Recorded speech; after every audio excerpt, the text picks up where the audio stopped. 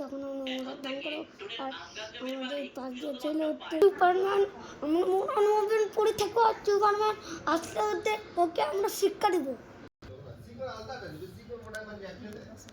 আসো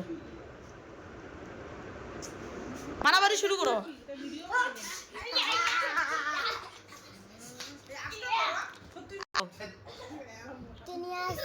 মারবো আমরা ওই যে গীতার পিছনে লুকাই থাকবো। যাও।